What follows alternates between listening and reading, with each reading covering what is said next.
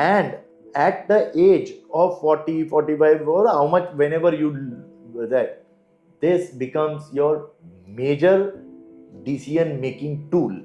क्योंकि आज समझो 15 साल के बाद में मेरे को जो फ्लैट लेना उसका भाव मैं आज डिसाइड नहीं कर सकता, मगर मेरे को मोटा मोटी ये मालूम है कि 1 बेडरूम से 2 बेडरूम में अपग्रेड करने के लिए मेरे को थोड़ा डबल पैसा लगता है, मतलब एक रूम ऐड करने के लिए थोड़ा, तो वो मैं आज अगर देखूं और कल देखूं और 20 साल पहले भी वही सिचुएशन थी, आज भी वही सिचुएशन है और ये आगे भी वैसी ही रहने वाली है.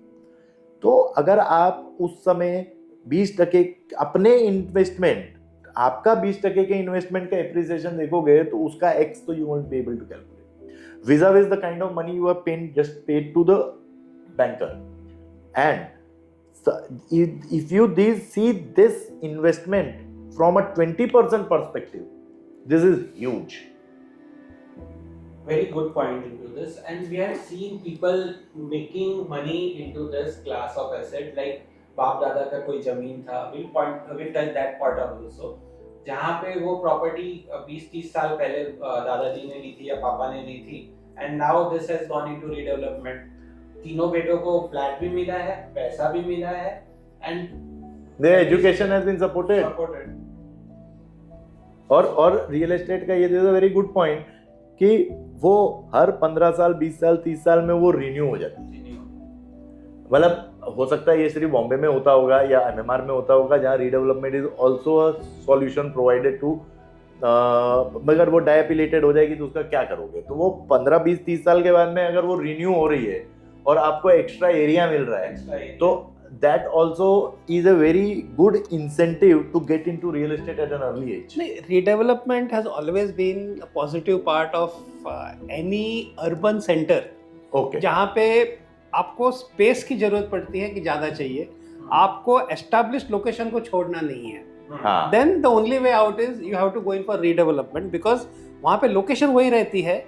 You get to build more in the redeveloped property, yes, which gives you more space, adds to the novelty or the newness of the property you are staying in. मतलब आपने मान लीजिए 20 साल पहले 25 साल पहले वहाँ प्रॉपर्टी खरीदी थी, आज रीडेवलपमेंट में जाती है, तो आपने 2000 के साल में जो घर खरीदा था 2025 में अगर वो रीडेवलपमेंट में जाती है तो you are going to get a home which is now in the level of 2025.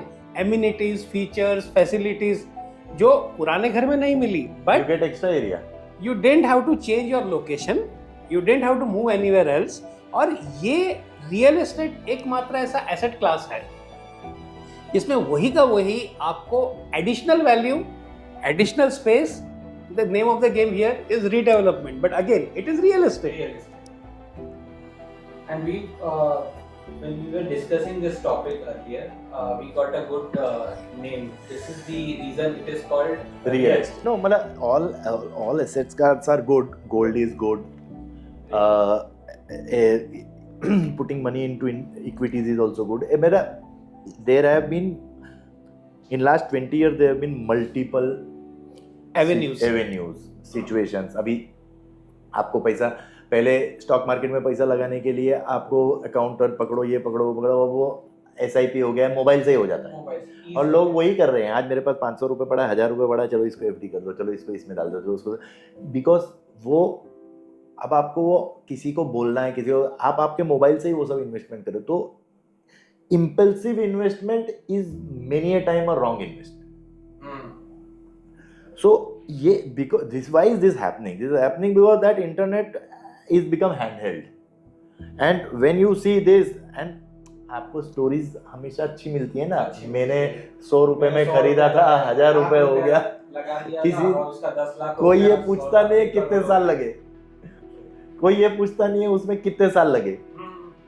and it is real or not we don't know. Even ये वो जो दिखा रहा है अपने स्क्रीन को शेयर करके, it is manipulated or something like that, and ये बनने को बहुत टाइम लगता है.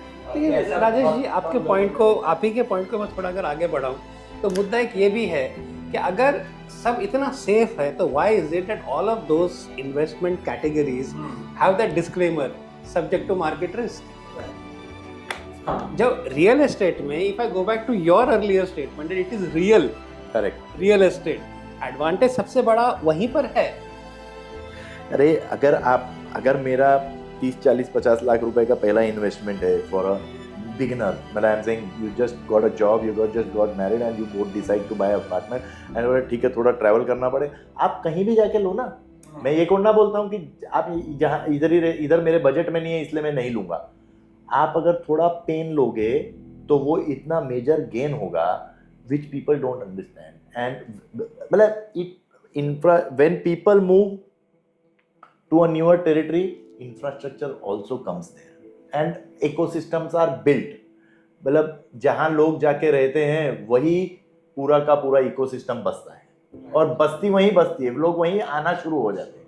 तो इट इज़ नॉट कंपल्सरी आज मैं यहाँ पे मेरे ये बजट में नहीं है, मैं ये इसलिए मैं आज नहीं ले रहा हूँ, मगर आप वहाँ ले सकते हो ना जहाँ आपके बजट में है. बिल्कुल सही. हाँ, अगर आप वहाँ इन्वेस्टमेंट कर दो, आपका आप वहाँ मत जाओ रहने के लिए, आप उधर पे रेंटल इनकम चालू हो जाएगी, वो रेंट थोड़ा कंपनसेट करेगा ईएमआई को, थोड़ा आप कमाओगे, आप यहाँ रेंट पे थोड़ा पेन लोगे तो वो पूरा कॉर्पस, वो पूरा पेन गेन में बदल जाएगा.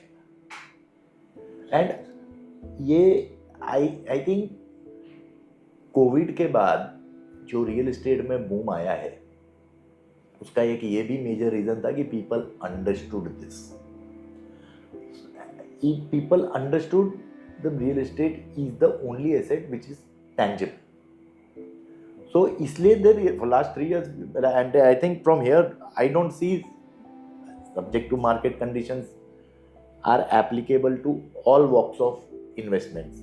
But then मेरा 100 रुपए का शेयर एक दिन में 40 रुपया 50 रुपया लोअर सर्किट, एक खबर आई, एक अफवाह आई, ये बाजार, ये रियल एस्टेट अफवाहों पे, खबरों पे, न्यूज़ पे, वो रशिया में वॉर चल रहा है इसीलिए मेरा घर सस्ता हो जाएगा, मेरे घर का वैल्यू, ये यहाँ नहीं होता है.